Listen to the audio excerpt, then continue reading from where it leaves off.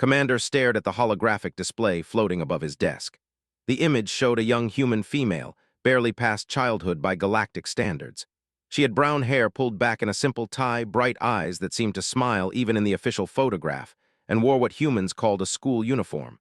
The file listed her as age 16 Earth years, student at Academy for Advanced Studies. This is their diplomatic representative. Scales rippled with confusion. His species, the Saurians, had dealt with humans for 3 standard cycles now, but they still managed to surprise him. His security chief clicked her mandibles in what passed for a shrug among the human government insists this educational exchange program will strengthen cultural ties. The girl has excellent academic records, top marks in history, languages, and physical education. She is a child, tapped the display with one clawed finger. We run a major hub station.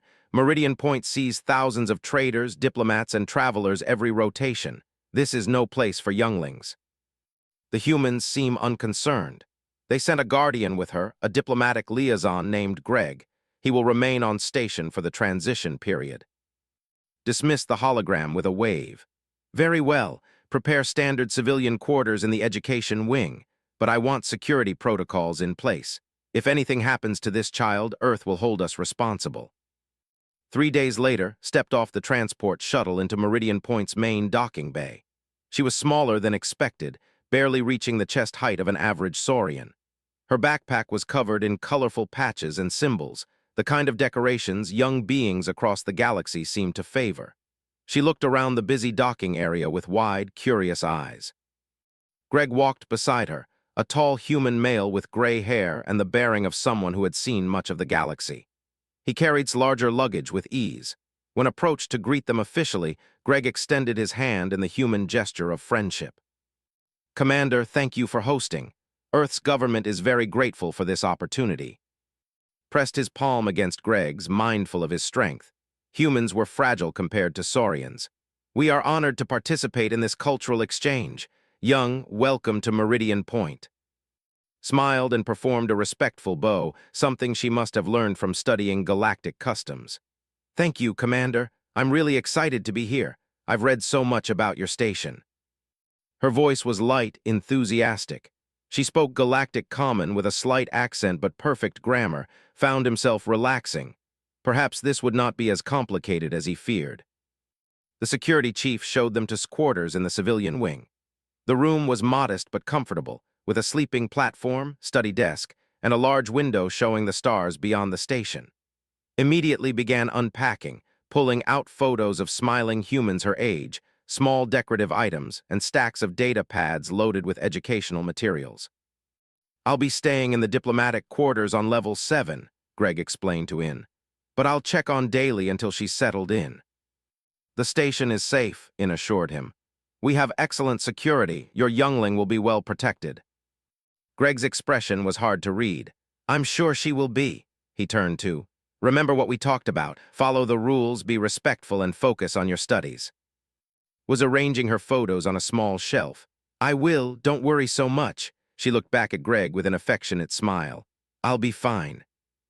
Before leaving, Greg pulled a small pendant from his pocket. It was simple, a silver circle on a thin chain. Your grandmother wanted you to have this. She said it would bring you good luck. Took the pendant carefully and fastened it around her neck. Tell her thank you, I'll wear it every day. After Greg and the security chief left, stood alone in her new quarters. She moved to the window and gazed out at the vast darkness of space, dotted with distant stars and the running lights of passing ships. For a long moment, she was perfectly still. Then she returned to unpacking as if nothing unusual had happened. The next morning, attended her first orientation session with other young beings on the station. There were a dozen students from various species, all children of diplomats or traders who called Meridian Point home for now. A named sat nervously in the corner, her feathers ruffling with anxiety. Chose the seat next to her. Hi, this is my first day too. Large eyes blinked in surprise. You are human? I have never met a human before. Are all of you so small? Pretty much, grinned. Are all so tall? That broke the tension, let out a musical laugh. I am actually short for my age. My parents worry I will never reach proper height. They were joined by a named, whose 4 arms gestured excitedly as he talked about the station's research facilities. Listened with genuine interest, asking questions that showed she had done her homework about the different species and their cultures. The instructor, a patient named, welcomed them and explained the station's layout, safety protocols, and available educational resources. Took notes on her data pad, occasionally looking up to smile at something said. During a break, several of the young aliens clustered around, fascinated by the human. She answered their questions with good humor, explaining Earth customs and laughing at their confusion over human dietary habits. "You eat plants and animals both. That seems very complicated," said. "We're omnivores, it gives us lots of options," pulled a wrapped bar from her bag. "This is a protein bar, want to try it, it's chocolate flavor." The brave volunteers who tasted it had mixed reactions, but they appreciated its willingness to share. By the end of orientation, she had made several friends. Even the instructor seemed charmed by the enthusiastic human student. That evening, assigned roommate arrived. Had a daughter named Tala who was close to Sage. The young was cautious at first, having heard that humans were unpredictable, but's friendly nature quickly won her over. "Your species confuses me," Tala admitted as they arranged their shared living space. "You seem so fragile. How did humans ever survive to reach the stars?" Laughed, "We're tougher than we look, and we're really good at adapting. Plus, we're stubborn. When something tries to kill us, we tend to take it personally. Still, you are so small, and you have no natural weapons. No claws, no venom, no armor. We have our brains, and we can make tools. That counts for a lot." Hung up her school uniform in the closet. "Besides, being small has advantages. We can fit in places bigger beings cannot, and people tend to underestimate us." Tala thought about that. "I suppose that could be useful." "More than you'd think," said quietly, but she was smiling. Over the next few days, settled into station life with remarkable ease. She attended xenobiology classes and asked intelligent questions. She joined a study group with and helping them with Galactic Common Grammar while they explained mathematical concepts from their home worlds. She politely declined an invitation to join the combat sports club, claiming she was not very coordinated and would probably just embarrass herself. The station personnel found her delightful. Security officers smiled and waved when they saw her in the corridors. Merchants in the commercial district saved treats from their home worlds to share with the curious human student. Even Commander began to relax, seeing that was adjusting well and causing no problems. Only a few things might have seemed odd to someone paying very close attention. Eyes tracked movements throughout any room she entered, cataloging exits and potential threats with the same casual glance most beings used to admire decorations. She never sat with her back to a door. When station alarms briefly sounded during a routine drill, she was the person in her class, already moving toward the designated safe zone before the instructor finished explaining the procedure. But no one paid close attention.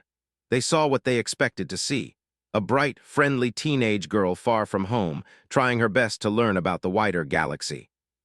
On the 6th day of stay, everything changed.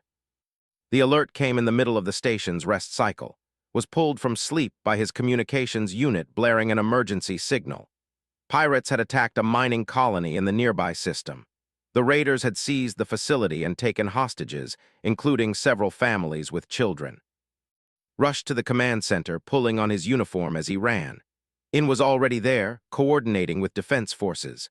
The main display showed the mining colony, a small facility on an asteroid, now surrounded by 3 pirate vessels. Status barked. 23 hostages confirmed, Commander. 7 are younglings under 10 cycles. The pirates are demanding supplies, credits, and safe passage. They threaten to start executing hostages if we send military vessels within weapons range. His claws dug into his palms. Pirates who targeted children were the worst kind of scum. The leader's face appeared on the screen, a named who had evaded capture for years. "You have 6 hours to meet our demands," snarled. "For every hour you delay after that, 1 hostage dies. We start with the smallest ones." The transmission cut off, turned to his tactical officer. "Options. We are scrambling response teams, but the pirates have positioned themselves well. Any direct assault will give them time to kill the hostages. We need a negotiator to buy time while we plan an approach." Across Meridian Point, alarms sounded. All civilian personnel were ordered to their quarters while the station's defense teams prepared for action. In the education wing, sat up in her bed as the alert echoed through the corridors. Tala stirred in her sleeping platform across the room. What is happening? Was already pulling on clothes. Emergency lockdown. Stay in the room until security gives the all clear. She moved to the small terminal in their quarters and accessed the public information feed. The news about the pirate attack and hostages was already spreading. Watched the footage of the mining colony, her expression unreadable in the dim light. When the report mentioned children among the hostages, something shifted in size. The friendly warmth disappeared, replaced by something cold and focused.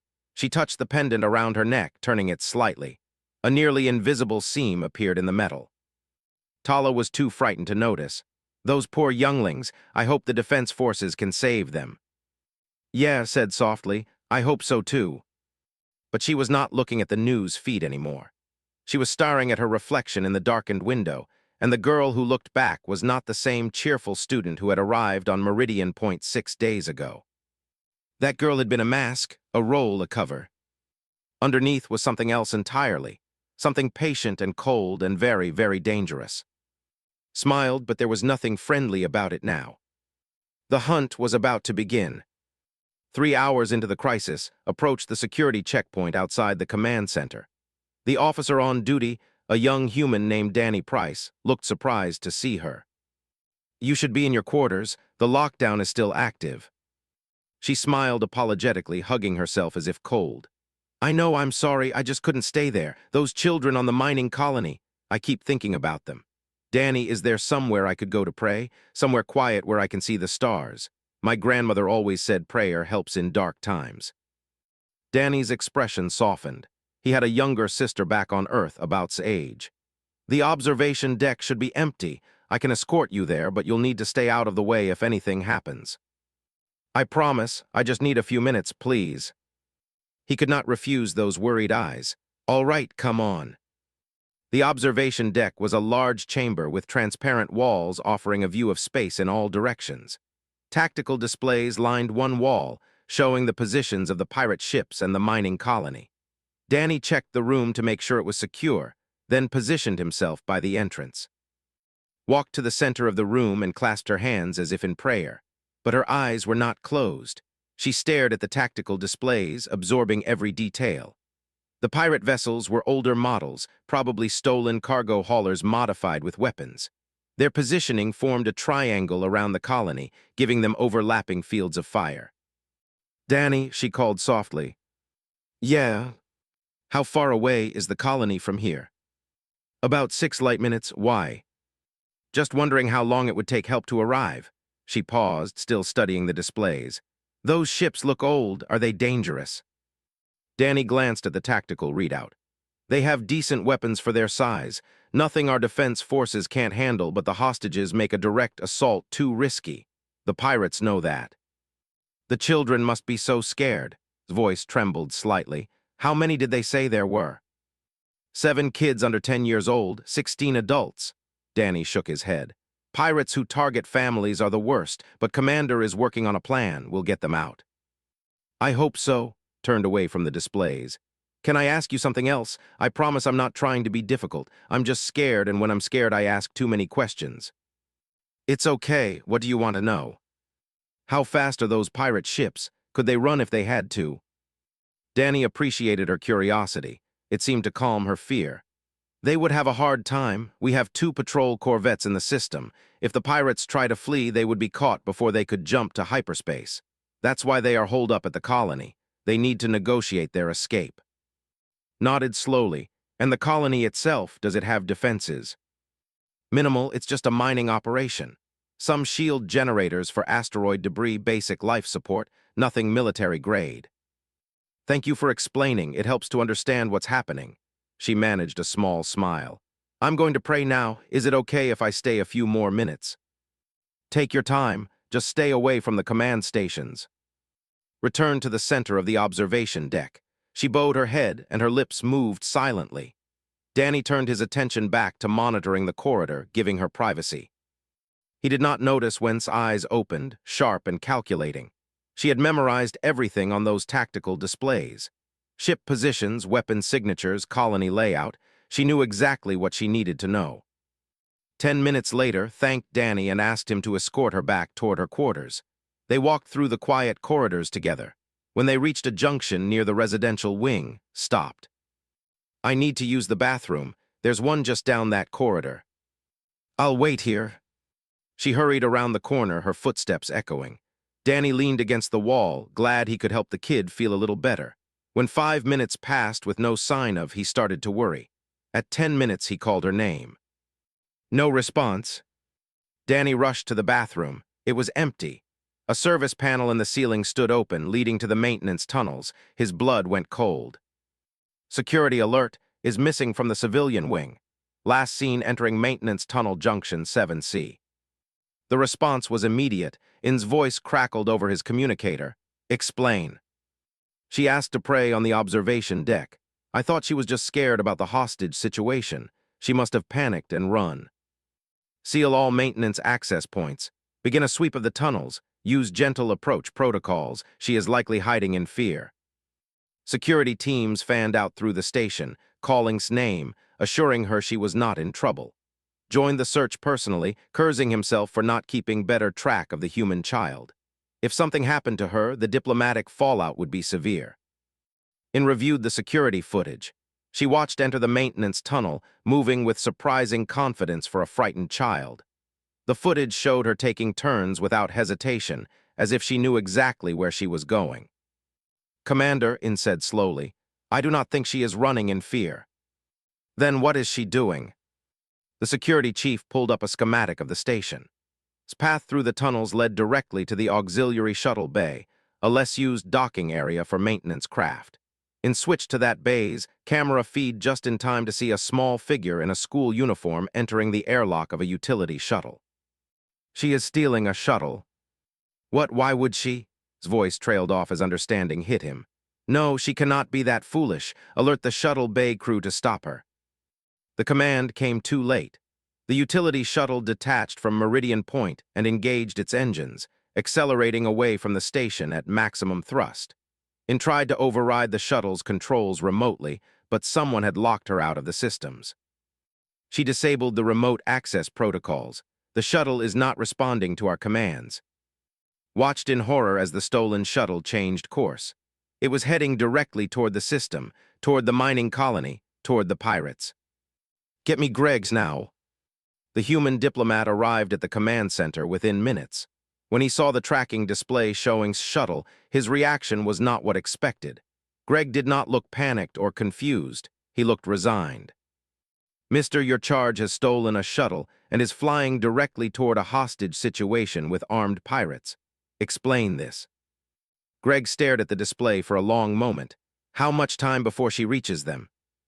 "Less than an hour at her current speed. We need to intercept her before the pirates detect her approach. If they think we are attempting a rescue, they may start killing hostages." "You will not intercept her, Commander. Your ships are not fast enough and knows how to evade pursuit. She learned from the best." "What are you talking about?" Greg turned to face directly. "I need you to pull up file again. Look very carefully at her school registration."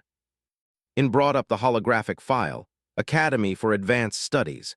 She began to search for more information about the institution. What she found made her mandibles freeze. Academy did exist, but it was not the kind of school she had assumed. It was a training facility, one of several run by Earth's government. The students there studied regular subjects, yes, but they also learned combat, infiltration, survival, and tactical operations. They were trained from childhood to become something the galaxy had never seen before. They called them guardians. "She is a soldier," could barely process it. "That child is a trained operative." "Volunteered for the program when she was 8 years old," Greg said quietly. "She scored in the top percentile for spatial awareness, tactical thinking, and adaptability. She has been training for this kind of work for 8 years. The educational exchange was her cover for her first deep placement mission on a galactic station."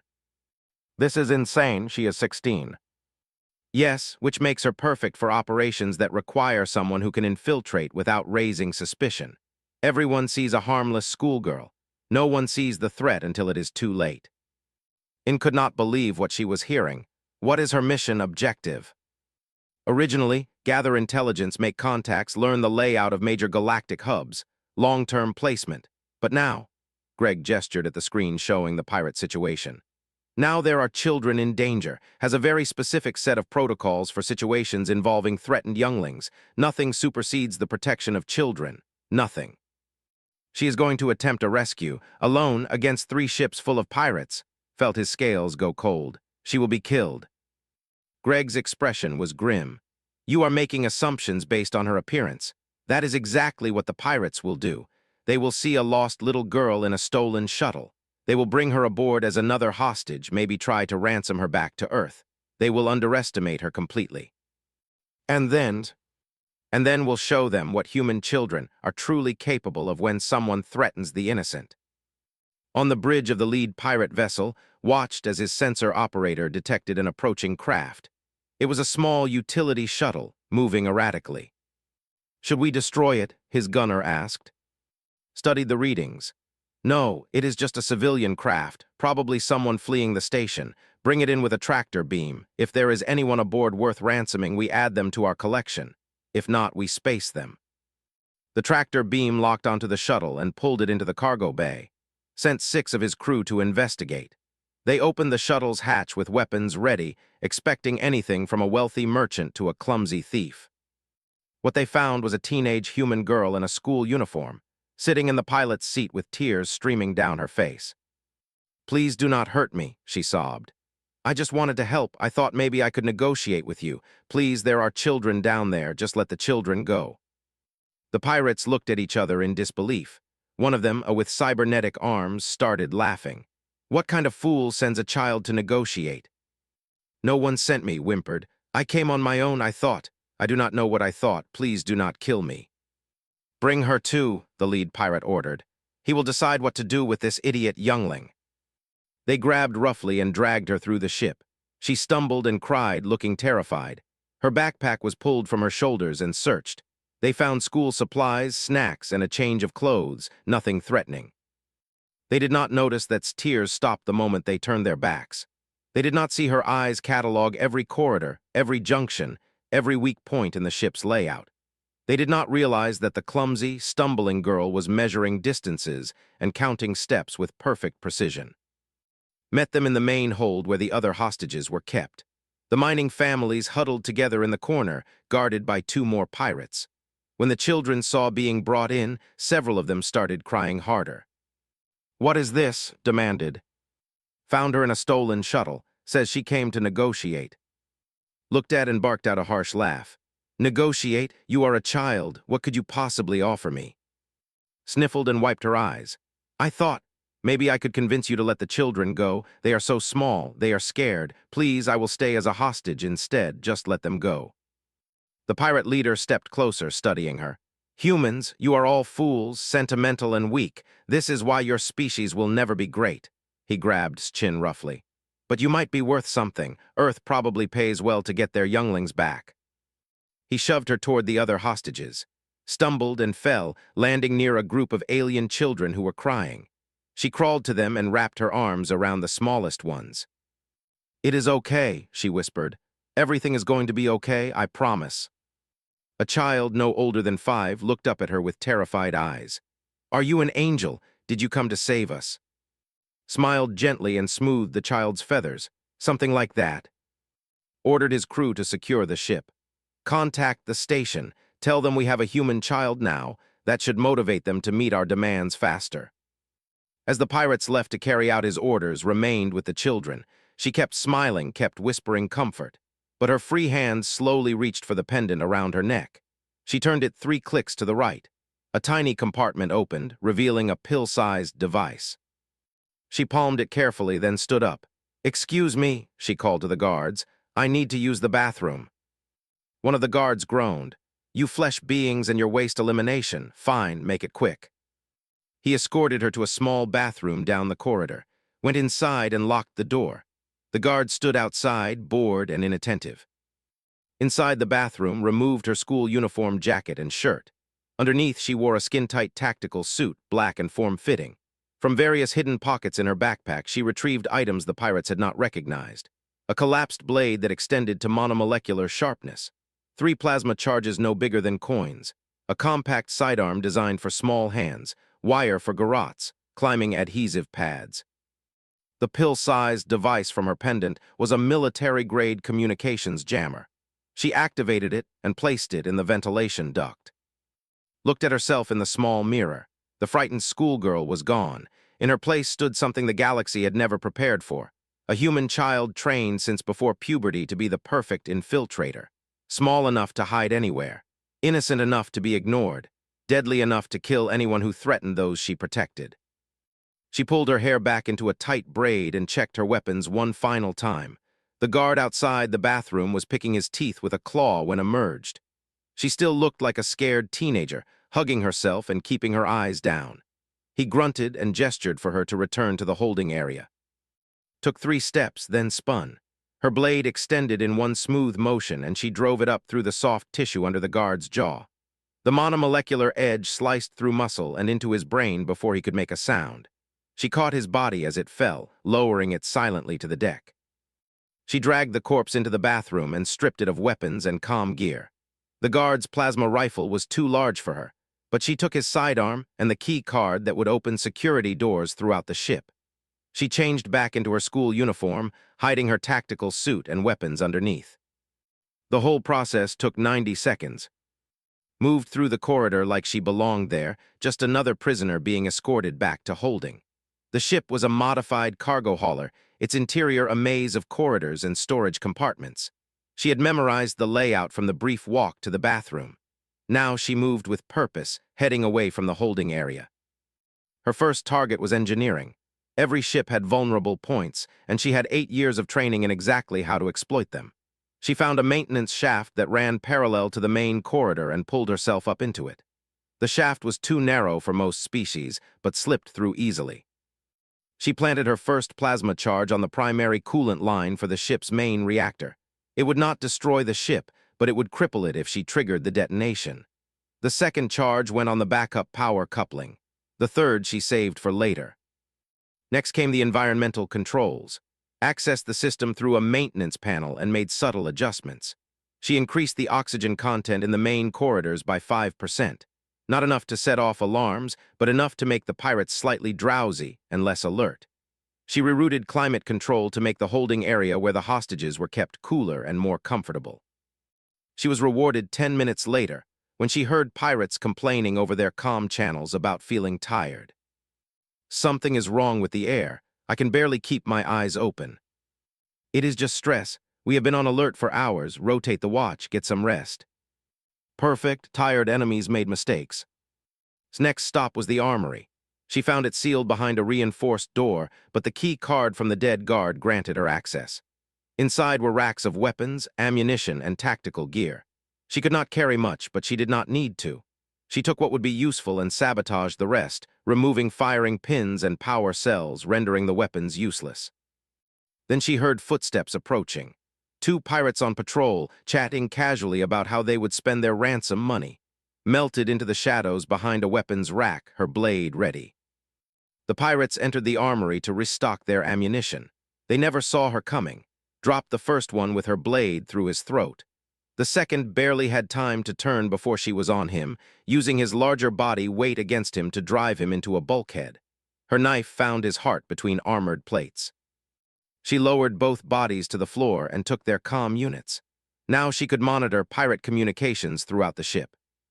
Deck 3 patrol, report status. Silence. Deck 3 respond. Moved on, leaving the bodies behind. It would not be long before someone found them. She made her way through ventilation shafts and maintenance crawlways, spaces designed for repair drones and small maintenance workers. Her human size was an advantage here. She could access areas the larger pirate species could never reach. In the ship's main cargo bay, she found crates of stolen goods from previous raids.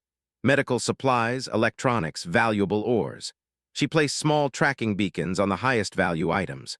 When this was over, Galactic law enforcement would recover everything. A pirate walked beneath her position, grumbling about the long watch.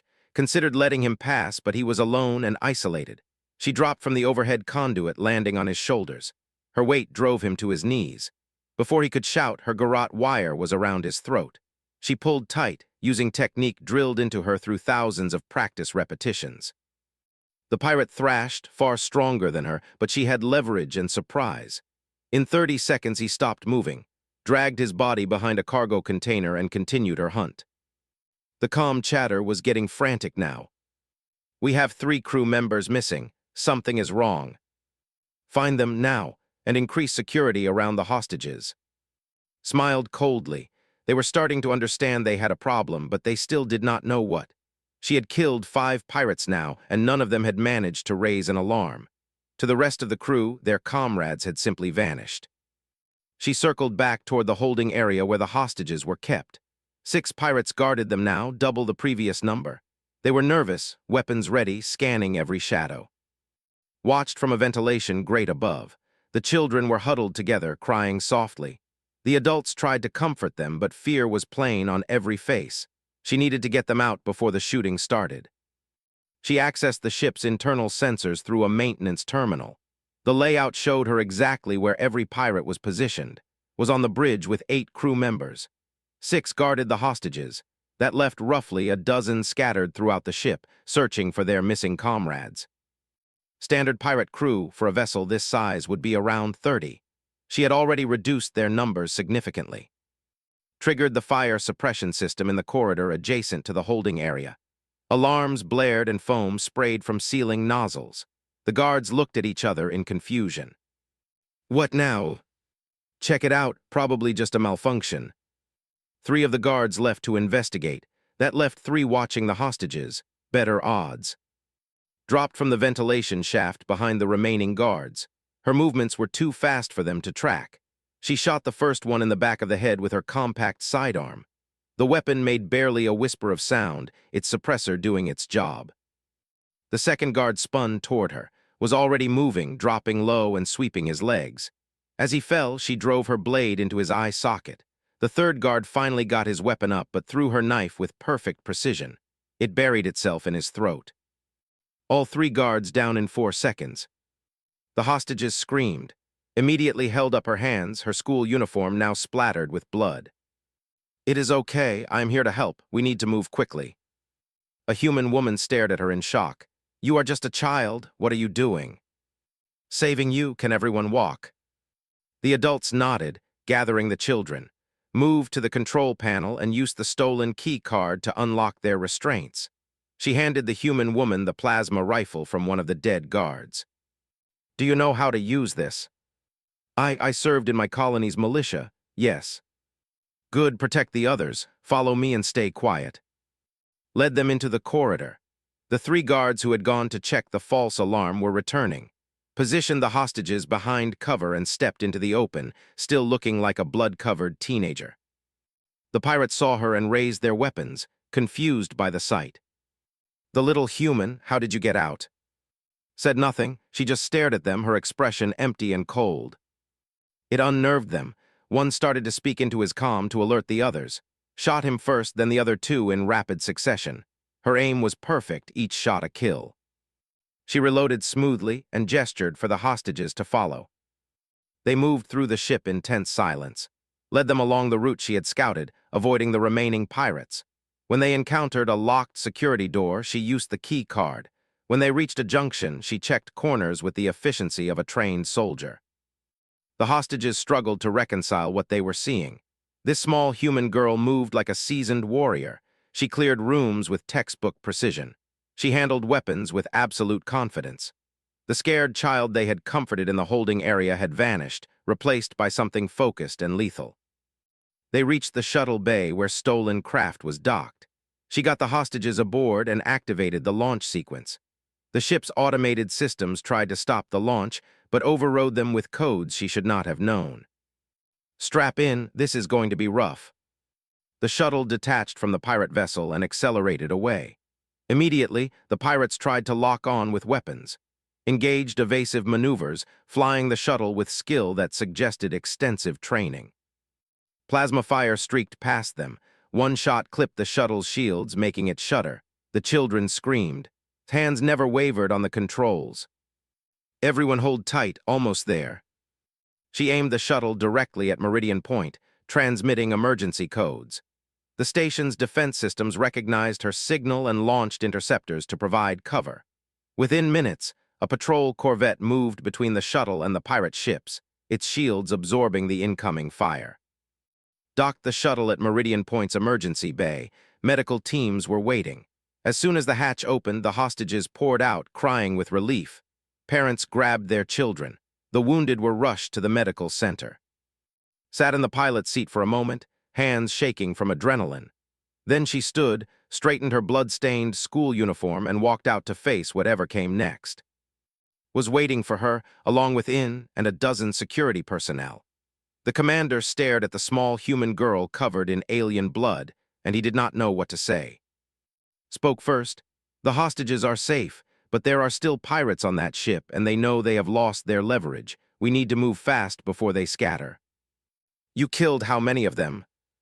11 confirmed. Wounded 3 more, sabotaged their weapons and propulsion. The ship is crippled. You can take it easily now. In's mandibles clicked in disbelief. You are covered in blood. Looked down at herself. Oh, right. Sorry about the mess. Do you have a change of clothes I could borrow? I would like to go back with your strike team to finish this. Absolutely not, said firmly. You are a child. You have already done far more than should be possible. You are going to medical for evaluation. Commander, I know that ship's layout better than anyone. I know where I placed my explosives. I know which systems I sabotaged. I can help your team take it with minimal casualties. No. His expression hardened. Those pirates threaten children. They are still out there. I am finishing this. Greg appeared at the edge of the docking bay. He looked at the blood, at the rescued hostages being treated by medical staff. His face showed a mixture of pride and sadness. Stand down, you did your job, the hostages are safe. But the pirates will be handled by the station's security forces. You need to be debriefed and checked for injuries.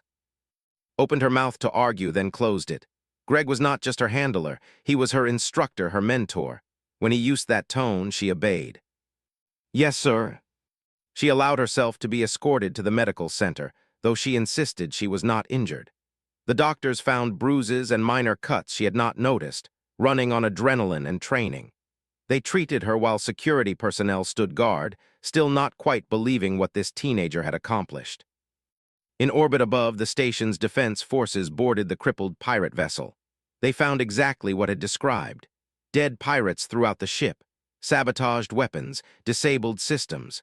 The remaining crew surrendered without a fight, demoralized by the ghost that had hunted them in their own corridors.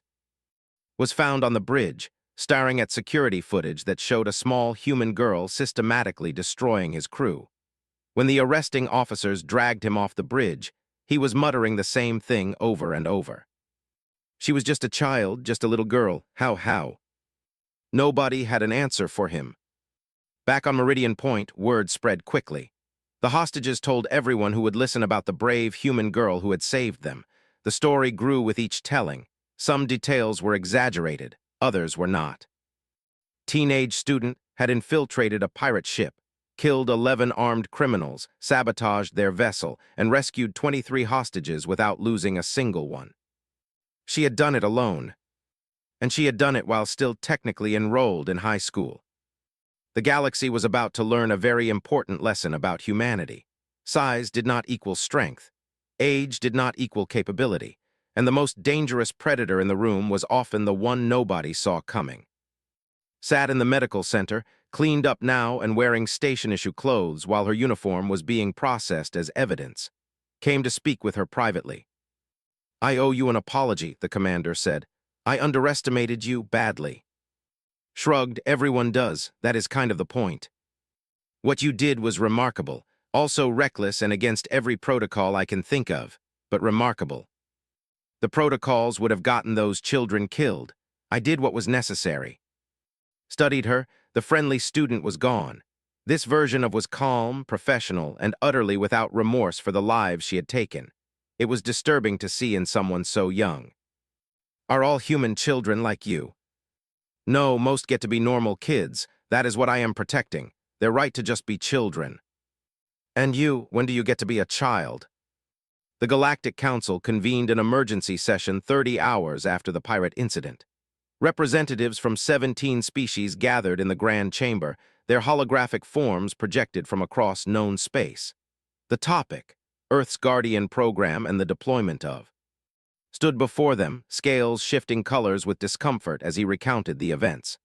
Behind him, footage played showings rescue shuttle docking, the freed hostages, and later images of the captured pirate vessel with its dead crew. A 16-year-old human child infiltrated a hostile ship, eliminated 11 armed combatants, and rescued 23 hostages without casualties, summarized. She displayed training and capability far exceeding what her age would suggest. A council member ambassador raised a feathered crest in agitation. This is unconscionable. Earth has weaponized their children. They send younglings into combat zones. This violates every standard of civilized behavior. Greg stood to respond, his expression carefully neutral. With respect, Ambassador volunteered for the Guardian program at age 8. She was not forced. Earth's program accepts only volunteers who demonstrate aptitude and genuine desire to serve. An 8-year-old cannot make such a decision, another council member argued. They lack the maturity to understand the consequences. Human children mature differently than some species, Greg countered. We recognize that some younglings have capabilities others do not, scored in the top percentile for spatial awareness, tactical thinking, and stress management. She wanted to protect others. We gave her the training to do it effectively. A Saurian representative, one of its own species, spoke up. Regardless of her wishes, this child has now taken 11 lives. What psychological damage has this caused? What trauma? Greg pulled up psychological evaluation reports on the main display. Regular assessments by qualified professionals show has strong mental resilience. She understands the weight of her actions. She receives counseling and support, but she also believes deeply in her mission. Which is what exactly? Demanded. To kill for Earth. To protect the innocent, Greg said firmly. Its primary directive is the protection of children and non-combatants. Any species, any world. She acted because children were threatened. That is what she was trained to do. The council erupted in debate. Some members were horrified at the concept of child soldiers. Others were pragmatic, nodding that had saved lives when conventional forces would have failed. A few were quietly intrigued, already considering whether their own species might benefit from similar programs. In a side chamber, herself waited within standing guard. She could hear the muffled voices through the walls but could not make out specific words. She sat calmly, hands folded in her lap, looking once again like an ordinary teenager. "Are you nervous?" In asked. "A little. I knew this would be controversial. Earth's government warned me that if I ever had to break cover, there would be political consequences." "Do you regret your actions?" Thought about the question carefully. "I regret that it was necessary. I wish the pirates had never taken those hostages. I wish I could have resolved it without killing anyone. But given the situation, no, I did what had to be done. Those children are safe now. That is what matters." In studied the small human. "You are very different from what I expected humans to be. Most humans are not like me. I am an exception, not the rule. Earth has billions of people living normal, peaceful lives. The Guardian program has maybe 200 active operatives across all age groups. We are the ones who choose this life so others do not have to. Still, it seems cruel to place such burdens on younglings." Smiled slightly. "In Earth's history, children faced far worse. We lived in a world full of predators for thousands of years. Big cats, bears, wolves. Children who could not defend themselves did not survive. We evolved to be tougher than we look. The Guardian program just channels that capability." The chamber doors opened. Greg beckoned inside. She stood, straightened her borrowed clothes, and walked into the council chamber with her head high. 17 alien species turned their attention to her, felt the weight of their stares. Some looked at her with pity, others with fear, a few with open hostility. She stood in the center of the chamber and waited.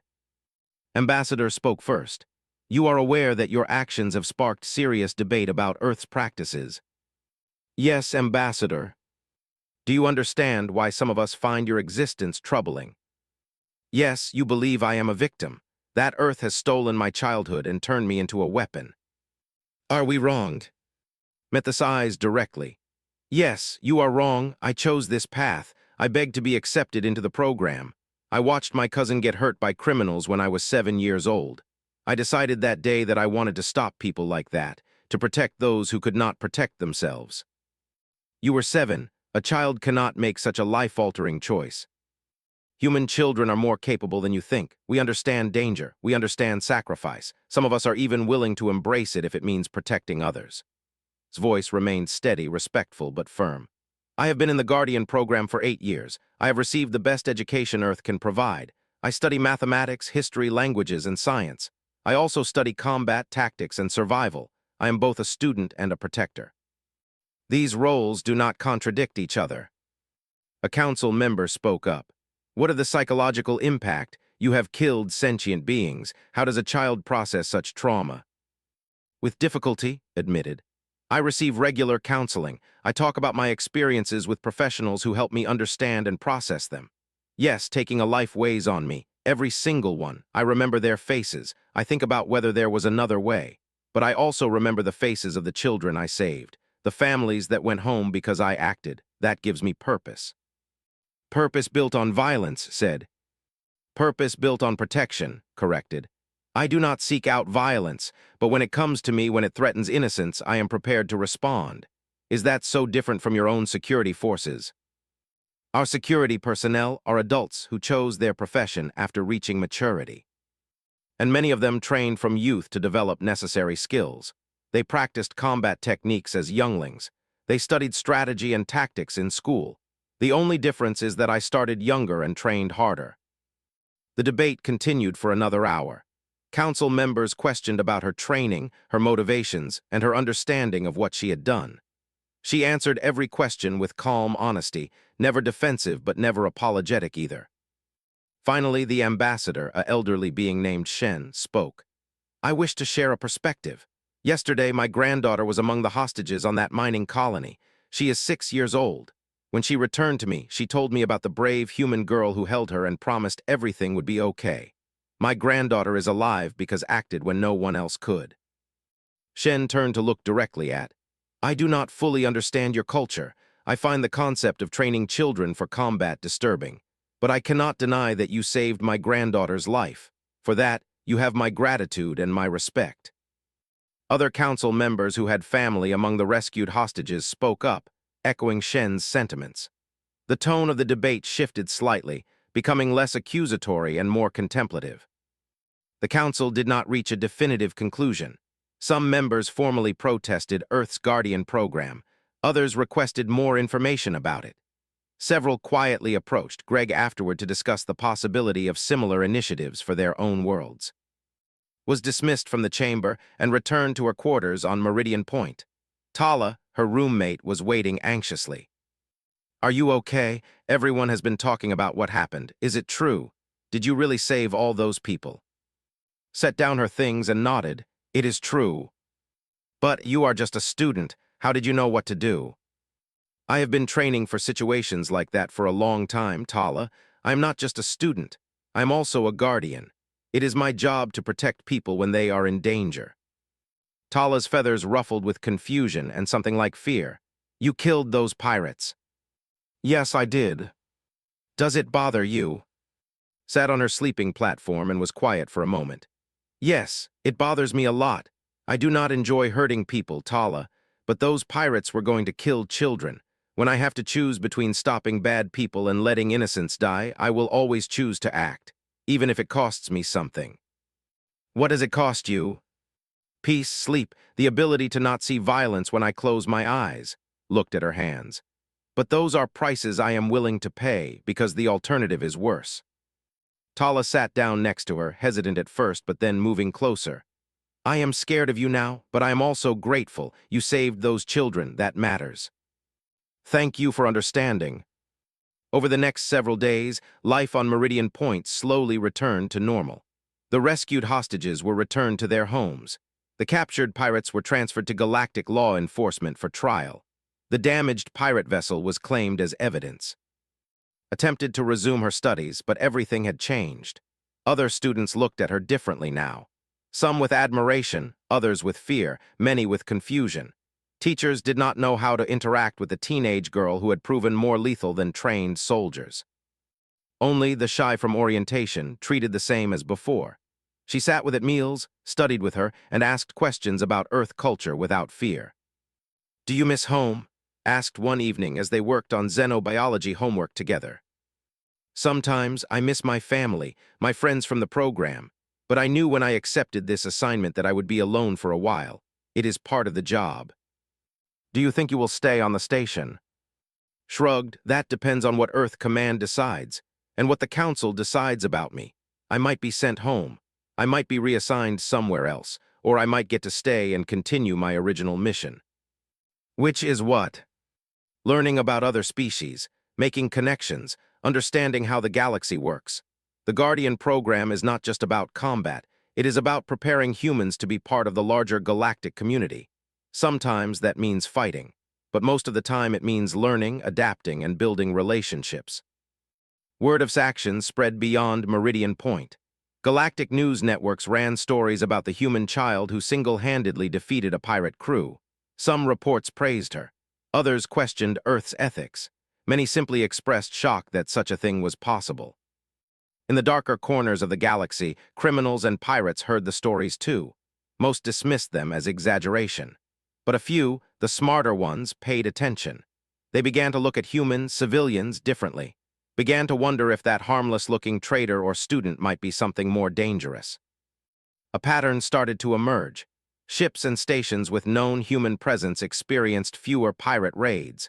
Criminal organizations began to avoid targets where humans might be present.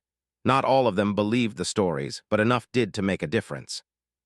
Earth's Guardian program had achieved one of its primary objectives: deterrence through reputation. Called to his office 2 weeks after the incident, she arrived promptly, wearing her school uniform, looking every bit the diligent student. Please sit." She sat, hands folded, waiting. "The Galactic Council has reached a decision regarding your status and Earth's Guardian program. They have decided not to formally sanction Earth or demand the program's termination. However, they have requested greater transparency about Guardian operatives deployed in galactic space." "What does that mean for me, Commander?" "It means you can stay on Meridian Point if you wish. Your cover as a student has been compromised, but Earth Command has authorized you to operate openly as a Guardian liaison. You would continue your studies while also serving as a security consultant to the station." Considered this. They want to use what I know to improve their own security. "Yes, and to learn more about human capabilities. Is that acceptable to you?" "It is different from what I trained for, but yes, I can adapt. I am good at adapting." "I know you are," leaned back in his chair. "I also want to apologize again for underestimating you and for failing to see what you truly are." "What am I in your view?" "A protector, a warrior, a child who should not have to carry such burdens but does so anyway because someone must." Smiled slightly. "That is a good assessment, Commander, but you are missing one thing." "What is that?" "I am also just a teenager who likes studying alien biology, eating snacks with her friends, and reading adventure novels before bed. I am all of these things at once. The trick is not letting any one part define the whole." Thought about that? He was beginning to understand that humans were far more complex than he had realized. They could be gentle and violent, young and wise, vulnerable and deadly. They contained multitudes, and that made them uniquely dangerous and uniquely valuable. "Very well, welcome to your new role as Guardian Liaison to Meridian Point. I expect you to attend your classes, maintain your grades, and please try not to kill anyone else on my station unless absolutely necessary." Grinned, "I will do my best, sir." 3 months after the pirate incident, had settled into her new dual role on Meridian Point. She attended classes in the morning, studying xenobiology and galactic history alongside other young beings. In the afternoons, she consulted with the station's security forces, teaching them tactics and awareness techniques that humans had developed over of surviving on Earth. The change was evident throughout the station. Security personnel now trained in close-quarters combat, learning how to fight opponents larger and stronger than themselves. They studied human concepts like using environmental advantages and targeting weak points. Most importantly, they learned to never judge threats by appearance alone. demonstrated techniques in the training center, showing Saurian guards how a smaller opponent could defeat a larger one through leverage and precision. She taught officers about pressure points in various species' anatomies. She ran simulation drills where security teams had to identify threats among seemingly harmless civilians. In watched one such training session, clicking her mandibles in approval. "You are an effective instructor. Our response times have improved by 20% since you began these sessions." Finished demonstrating a disarming technique on a volunteer who outweighed her by 100 pounds. "Humans have had to fight bigger predators for our entire existence. We learned to be smart about it. I am just sharing what my species figured out the hard way." Does it ever bother you, being defined by your ability to fight? Every day, admitted, but it is better than being helpless when someone needs protection. Her academic life continued in parallel, maintained top marks in all her classes, much to her professor's amazement. The young human who could kill trained pirates was also writing excellent essays on social structures and solving complex mathematical equations. Remained her closest friend among the students. The shy had overcome her initial fear and now defended to others who still viewed her with suspicion. "She is not a monster," insisted during a study group session when another student made a nervous comment. "She is our friend who happens to be very good at protecting people. Is that so terrible?" The student nodded in agreement. "I saw the footage of those rescued children. They were crying in fear before arrived. After she promised to save them, they calmed down.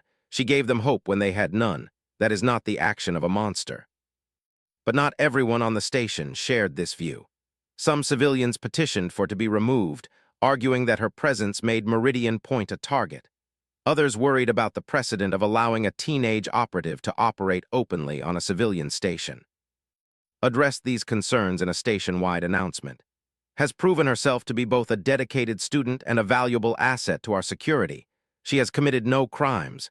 She has broken no laws. She saved 23 lives at great personal risk. Those who wish to avoid her are free to do so, but she has every right to remain on this station." The petition died down after that, though tension remained. Tried to maintain as normal a life as possible. She studied, attended classes, and spent time with friends. But she also received regular mission briefings from Earth Command through secure channels. The galaxy was learning about Earth's Guardian program, and opinions were divided. Some worlds requested Guardian operatives for security consultation. Others banned humans under 18 from entering their space, fearful of child soldiers infiltrating their territory. Pirates and criminals spread warnings about young humans, telling each other to be wary of anyone who looked innocent.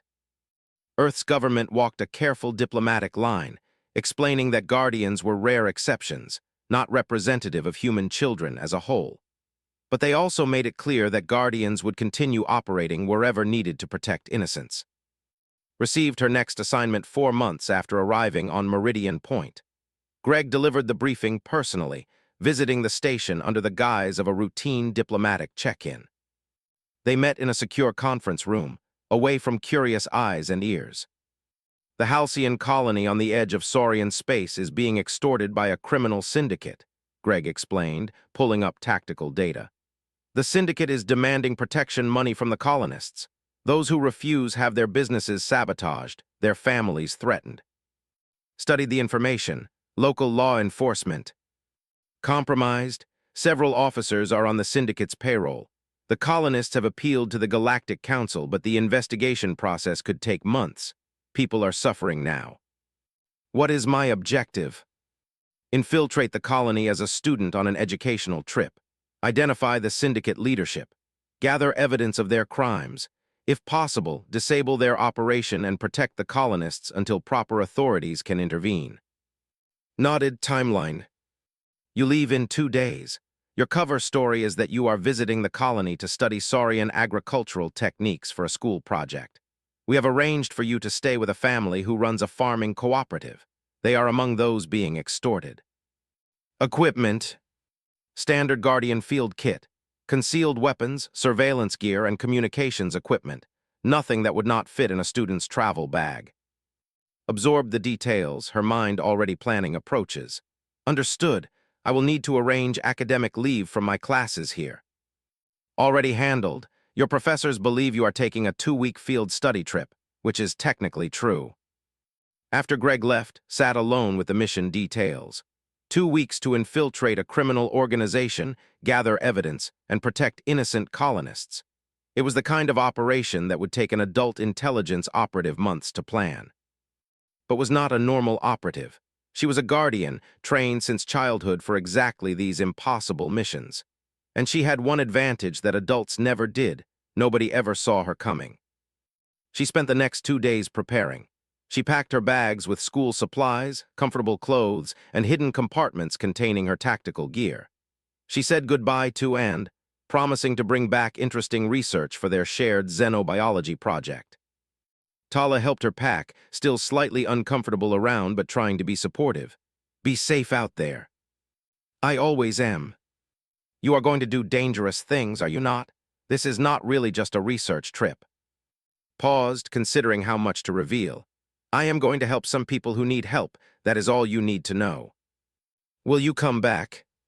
I always come back, Tala. It is what I do. The transport to Halcyon Colony took 3 days. Spent the time reviewing everything known about the criminal syndicate.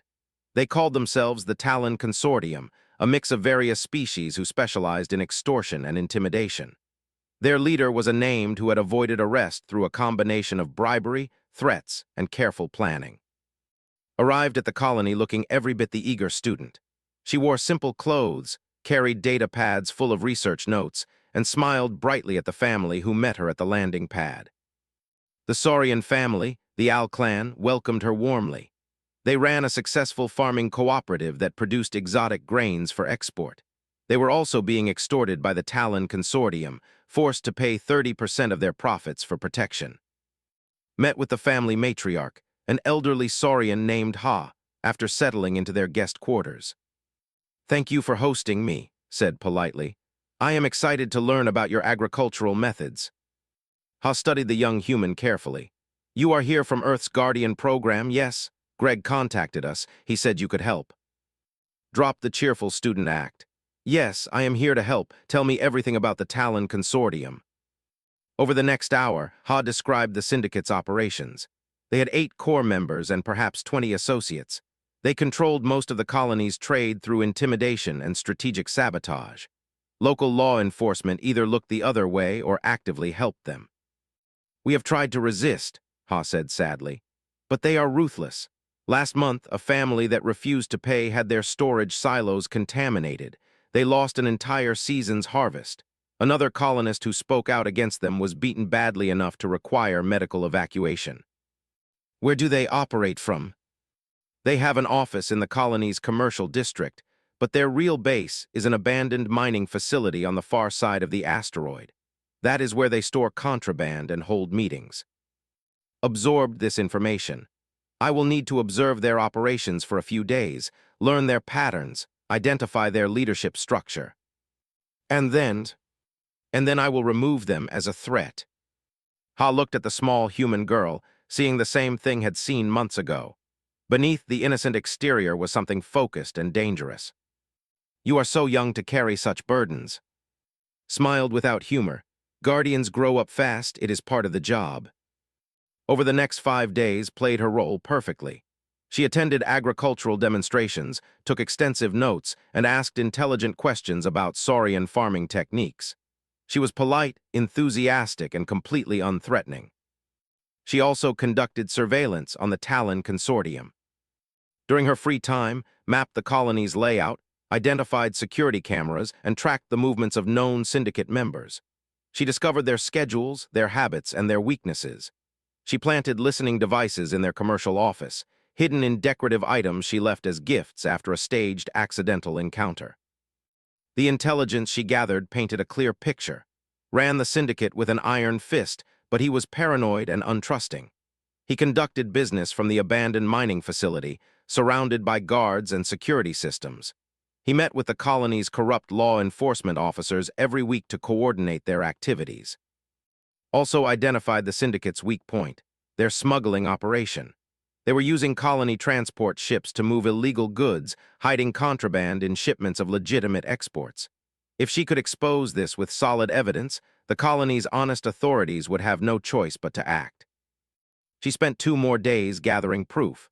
She infiltrated the mining facility through ventilation shafts, using her small size to access areas the syndicate had not bothered to secure. She photographed their contraband stores, recorded conversations, and financial records from their computer systems. The whole time, she was never seen. The guards walked past her hiding spots without knowing she was there. The syndicate conducted their business, confident in their control of the colony, while a teenage girl documented their crimes. On the 10th day of her mission, had everything she needed.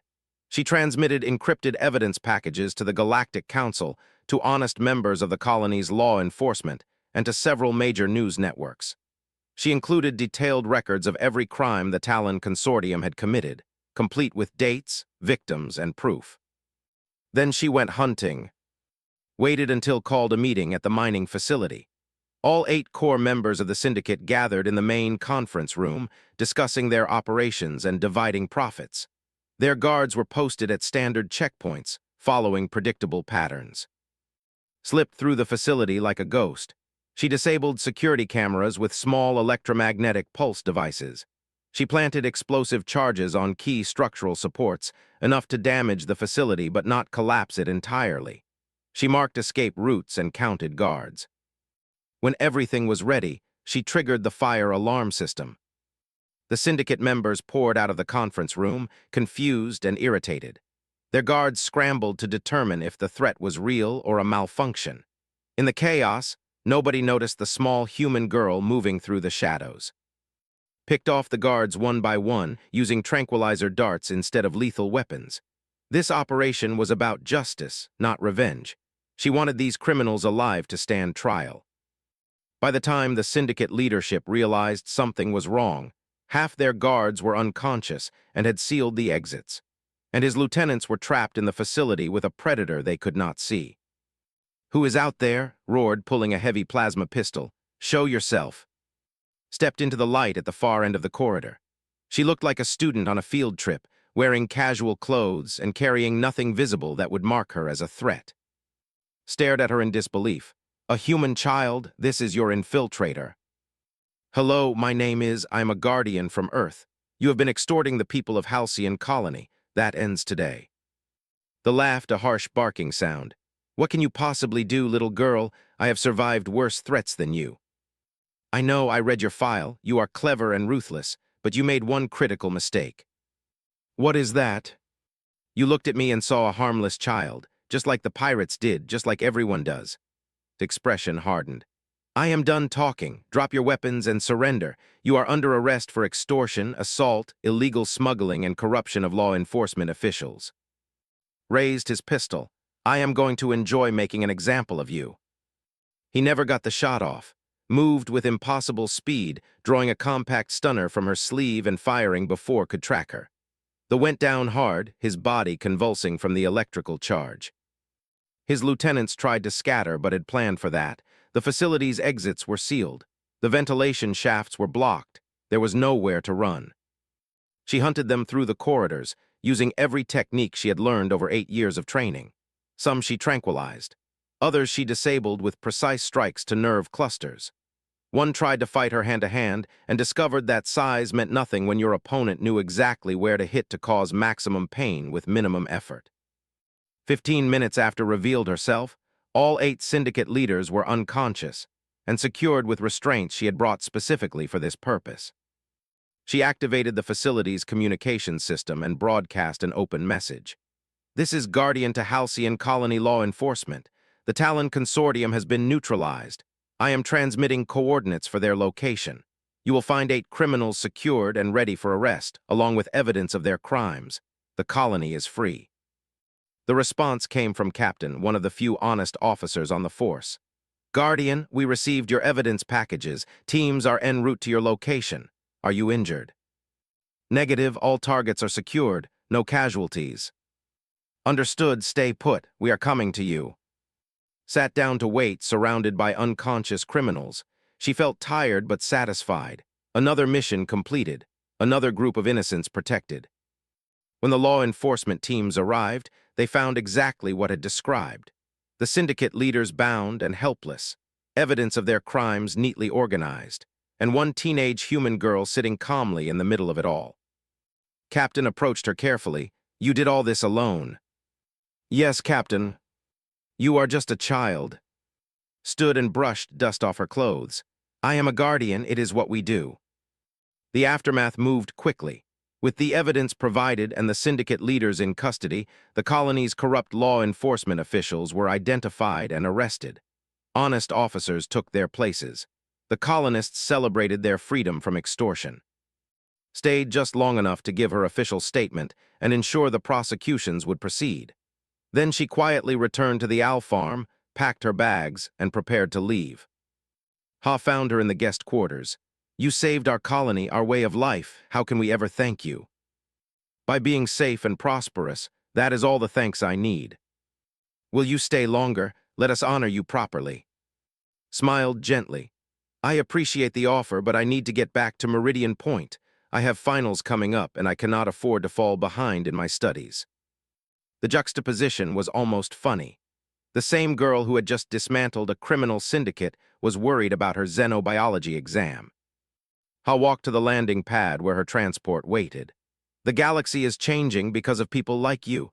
Humans are teaching us that strength comes in unexpected forms." "Humans are teaching the galaxy to pay attention," corrected. "We have always been strong. Everyone else just did not notice." She boarded her transport and settled in for the journey back to Meridian Point. As the colony shrank in the viewport behind her, allowed herself a moment to relax. She had completed her mission successfully. More people were safe because she had acted. But she also knew this was just one mission among many. The galaxy was a big place, full of those who would prey on the weak, and as long as that remained true, guardians would be needed. Returned to Meridian Point to find her friends waiting at the docking bay, and had made a welcome banner, and even Tala was there, looking genuinely happy to see her. "How was your agricultural research?" asked innocently. "Very educational," said with a straight face.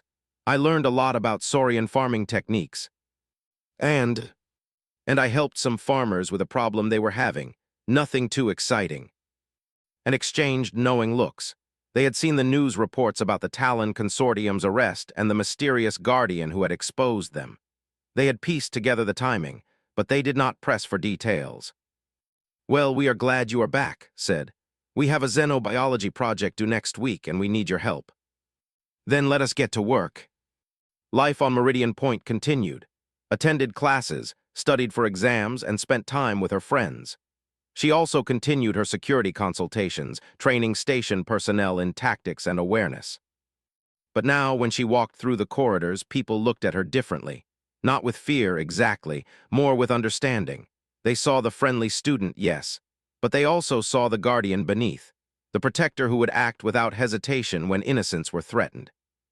Word of success on Halcyon Colony spread. More communities requested guardian assistance. More criminals began avoiding human targets. The legend grew with each mission, each rescue, each impossible victory.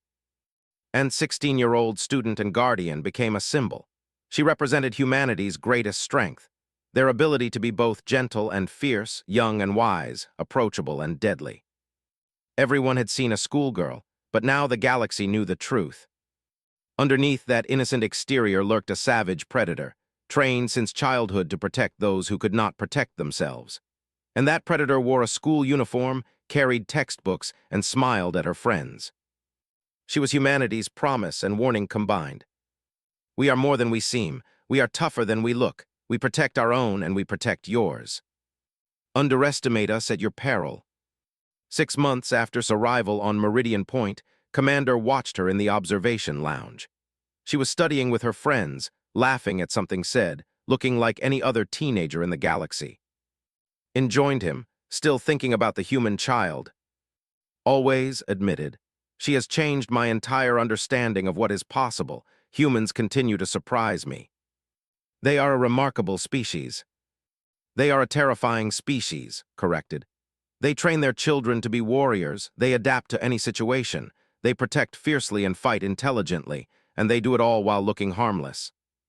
Perhaps that is their true genius, making everyone underestimate them until it is too late." Thought about the pirate crew had decimated. the syndicate she had dismantled, the countless lives she had saved in her short career. "The question," he said quietly, "is what happens when the rest of the galaxy learns to see humans as they truly are, when we stop underestimating them?" And clicked her mandibles thoughtfully. "Then I suppose we will discover if humans can be as good at peace as they are at war." In the observation lounge, looked up and caught eye. She smiled and waved, a simple friendly gesture from a student to her commander. But saw the truth now. He saw the guardian behind the smile, the predator behind the schoolgirl, the future of human galactic presence contained in one remarkable teenager.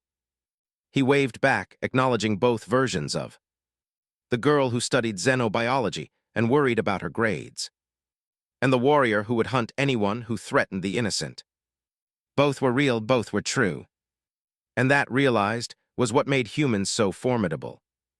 They were everything at once, and they made no apologies for it.